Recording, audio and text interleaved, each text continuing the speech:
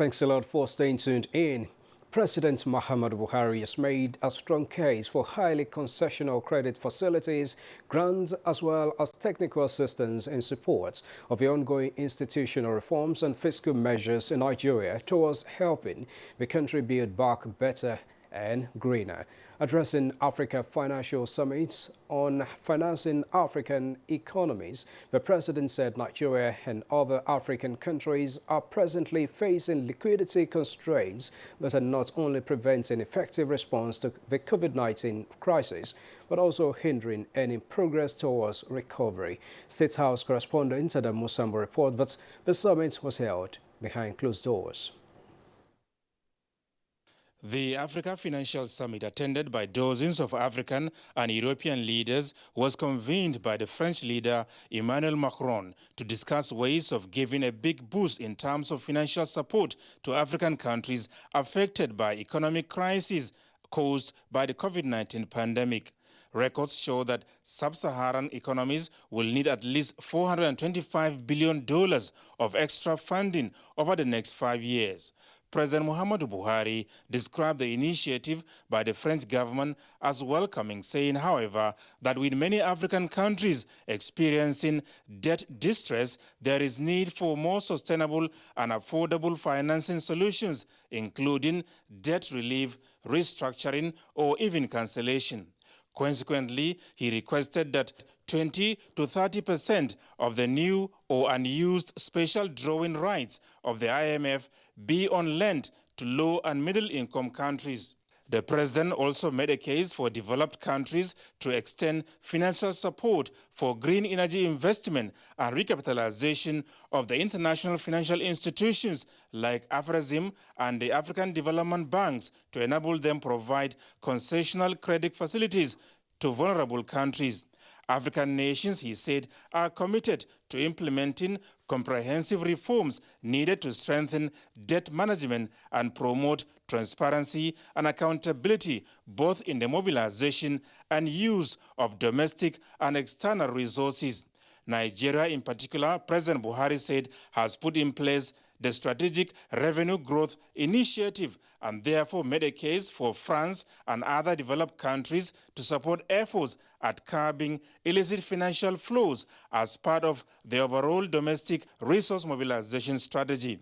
Presently, France and Nigeria have a strong financial cooperation, with the French Development Agency having a portfolio of 776 million euros as well as $592.3 million spread across 15 projects in various sectors of the nation's economy.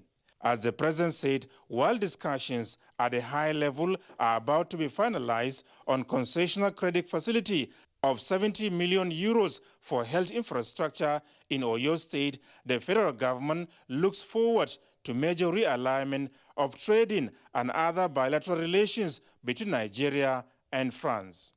From Paris, France, Adam Musambo, NTA News. Back in Nigeria, Vice President Professor Yemi Osinbajo has observed that while investments in fossils are being sustained in wealthier countries, banning gas investments in developing nations raises questions around equity, justice and inclusion as the global community approaches the net zero emission targets of 2050, stressing that a just, equitable and inclusive global energy transition, especially for developing economies, is an imperative. Vice President Osinbajo spoke at the 7th annual New York-based Columbia University Global Energy Summit held virtually, and which focused on sharing current energy system, what is ahead for energy policy, energy markets, geopolitics, technology, and efforts to reduce emissions while addressing climate change. Ending energy poverty by 2030. If energy access issues are left unaddressed, we'll continue to see growing energy demand being addressed with high polluting and deforesting fuels such as diesel, kerosene, and firewood. And as a result, efforts aimed to advance climate goals must first and foremost create carbon space for growing economies that have historically made negligible contributions to global emissions and have an obligation to their people to provide access to energy for electricity, for cooking and productive uses.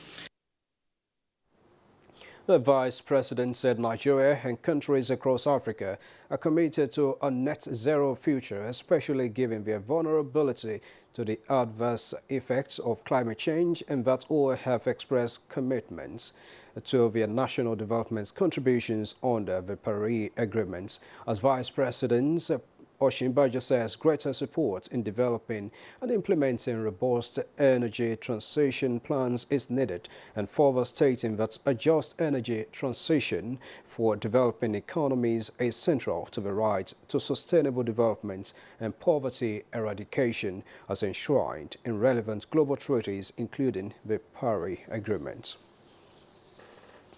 Meanwhile, speed is a major challenge along the highways, and as Nigeria joins the rest of the world in the celebration of a Global Road Safety Week, Vice President Professor Yemi Osinbajo this Tuesday flagged off the 30 kilometers per hour in urban areas campaign. The global campaign is to promote the need for people to be more safety conscious in reducing their speed on the highways. State House correspondent Jide Onifade reports.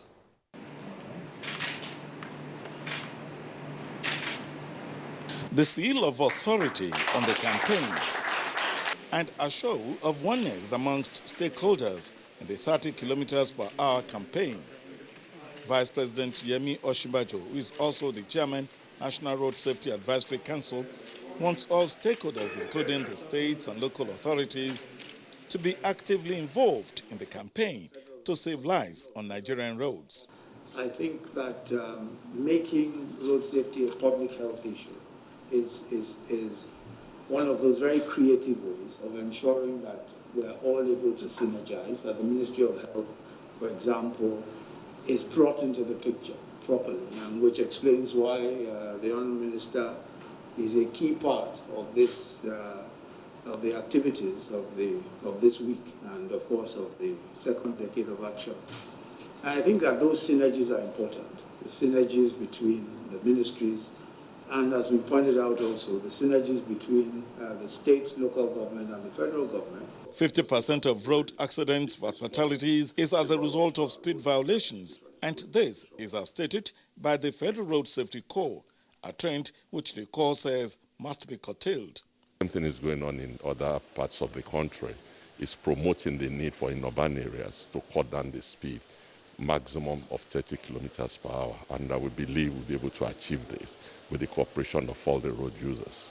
Part of it is that the Corps will work with the Federal Ministry of Works and Housing to ensure that appropriate road signs are installed in the urban areas, and as well as the stop signs by the junctions. In the long term, the huge economic impact, we lose between 3 to 5% of our GDP annually from road crashes.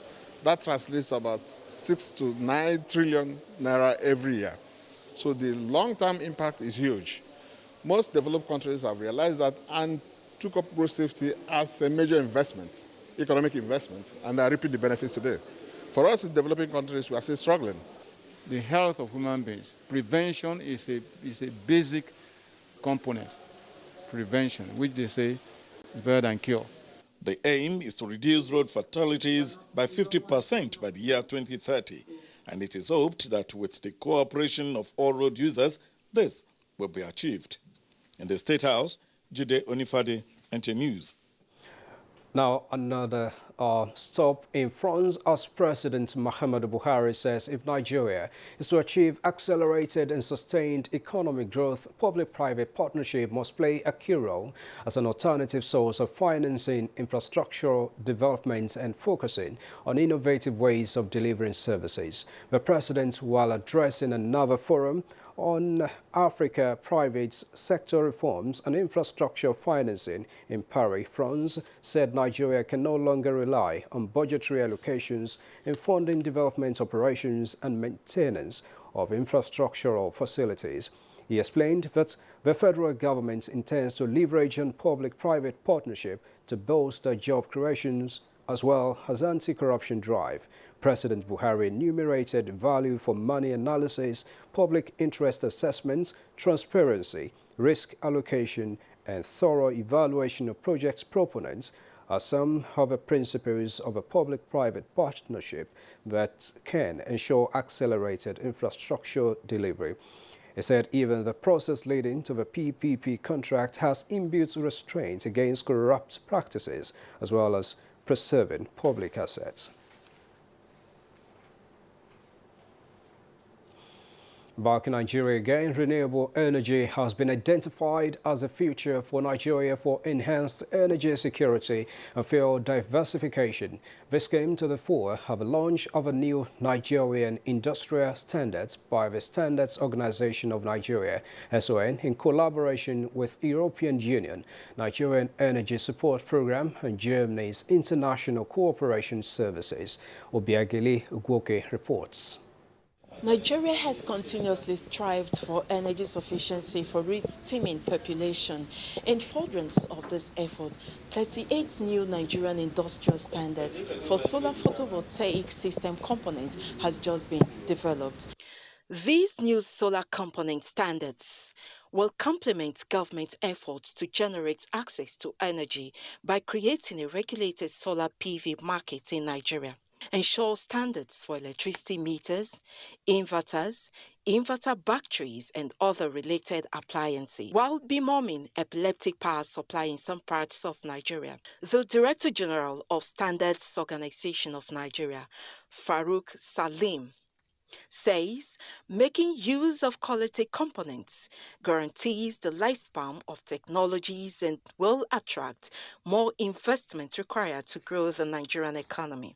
I feel solar is a complementary energy for now while the technology is being developed and when it's cheaper and more available to people, then it will be the way to go. But currently it's still more expensive to start.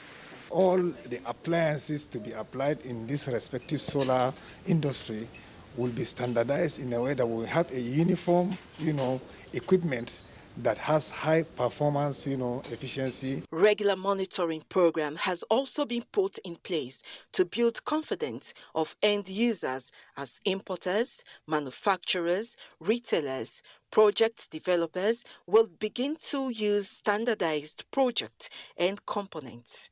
The culture of conformity to standard and specification, apart from assuring effectiveness, efficiency in their use, also impact positively on the materials, equipment, and installations, as well as safety. The event provided an overview of the adopted standards and the role of standardization in ensuring minimum quality for technology suppliers, training centers, and renewable energy projects in education, healthcare, residential and industrial application. Obiageli Ugwoke, NTA News.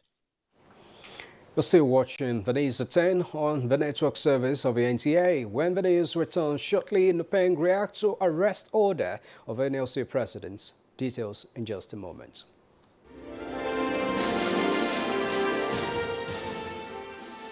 Advertising your goods and services on the right channel gives you an edge over your competitors. NTA News 24 has all the platforms for your target audience. The station is on DSTV channel 419, GoTV channel 46, StarTimes channel 101, and Free TV channel 703. With our digital format and wide range, we can reach your customers in next to no time. We are eager to promote your business, goods, and services. So partner with us for a very rewarding business experience. For more information, please call or visit our office at NTA Headquarters, Area 11, Garki, Abuja. NTA News 24. News and more news. Thanks a lot for staying tuned in to the news at 10 on NTA. It's day 3 of the Nigeria Labour Congress NLC strike in Kaduna State over the sack of workers. Our correspondent, Adamu Sunday, reports on what transpired.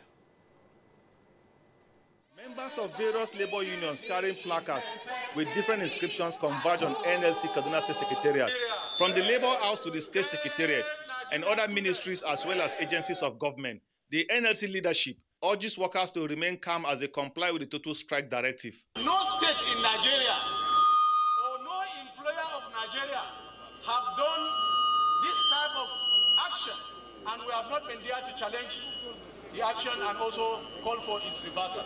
The issue is simple. You sack 7,700, reinstate them. You are planning to sack 11,000. Don't do that. Simple. I'm calling the attention to the governor of Kaduna State to bring it into dialogue. The law in socio-economic activities continues as a result of the NLC strike. Public power supply is shut down, while schools, hospitals, train services and Kaduna Airport remain closed. Meanwhile, the protest by Nigerian Labour Congress was disrupted Tuesday afternoon by suspected hoodlums.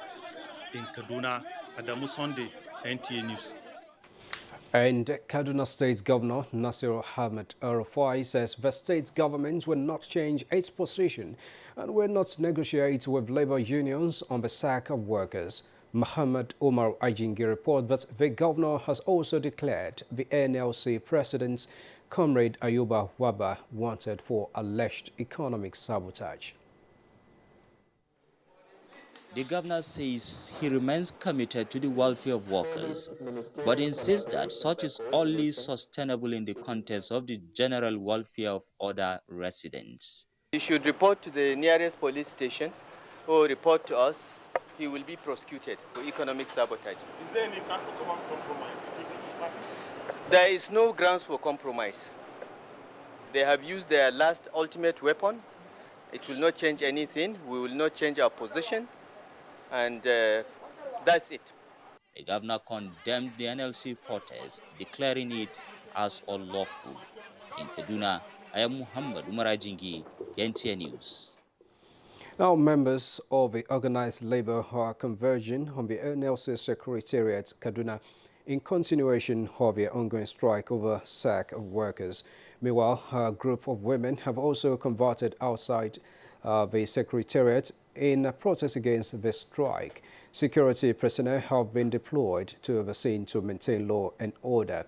In the meantime, other parts of Kaduna remain calm with people going about their legitimate businesses. Now, correspondent Suleiman Abdullahi Rigachikun there on the screen joins us live from the NLC Secretariat in Kaduna. Now, Suleiman, we hear the NLC also revealed its strike prospect following attacks by hoodlums. What is the outcome of the review?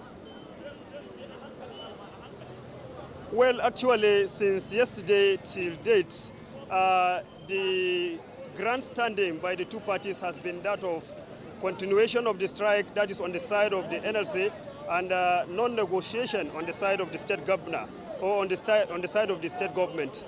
Right now, we are at the state secretariat of the NLC, and members have been trooping into the secretariat, carrying placards.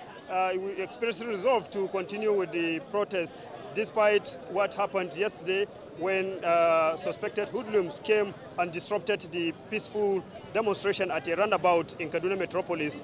The police have been deployed to all nooks and crannies of Kaduna Metropolis to ensure law and order. Early this morning, the police commissioner was here, and just a few minutes, he also came to the secretariat to ensure that the protesters are well protected, and the protest went on smoothly as planned. Since yesterday, when the hoodlums attacked the protesters, the NLC leadership went into a review meeting, and they have discussed extensively on the way forward. The warning strike is continuing. As I told you, the grandstanding is that the NLC are calling on its members to maintain law and order, and they resolve to continue with the struggle until their demands are reached. But they said their doors are open for negotiation. Standing with me to shed more light on the prospect of the meeting, the review meeting they held yesterday, is the vice chairman of the NLC Kaduna State in the person of Shehu Adamu. Shehu Adamu, your members have gathered here, or have been gathering here since morning at the state secretariat. They are behind you. Yesterday you had a review meeting. What was your resolution based on what transpired yesterday? Well, the day two of the strike, as well as the peaceful procession and rally, went largely successful, and notwithstanding the unfortunate attempt by some paid hoodlums to disrupt the rally. As far as we are concerned, it was successful. And what happened to the rally yesterday was not new to us. We are used to it, and we remain resolute, undeterred, and committed to the continuation of the strike. Are you going to continue with the peaceful protest on the streets of Kaduna, or you will continue to gather at the state secretariat? No, the issue of strike continues. The issue of peaceful demonstration and rally equally continues, and we are a peaceful organization. We remain peaceful, and we shall remain peaceful. No attempt whatsoever will disrupt or make us deter from this peaceful cause, because we are agitating for a just cause, and we remain resolute. 3 days without power and some other social services grounding socio-economic activities in the state. You are also working for the masses, and the masses appeared to be like in solidarity with the union. What is your assessment on this? Well, it's most unfortunate that in a situation like this, when you are fighting a just cause, some level of inconveniences are bound to happen. This thing is equally affecting all of us, even those of us that are driving the process. It's a sacrifice that we just have to endure so that in the long run, all of us will be happier. When issues like this are being allowed to continue without recourse to law and order, the consequences will be much better than better imagined than the current hardship we are experiencing. Are you considering the ease of other social services like the health sector, the power, and all that? Well, strike continues in totality, and I want to equally inform you that even some other affiliates that hitherto were not too much involved are now getting more agitated and participating in it, and it continues until and unless the government decide to listen to us.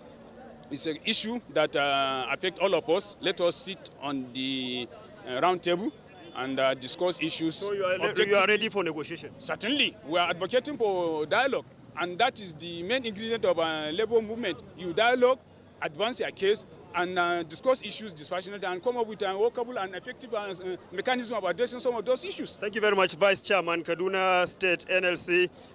Okay, that is the State Vice Chairman of the NLC.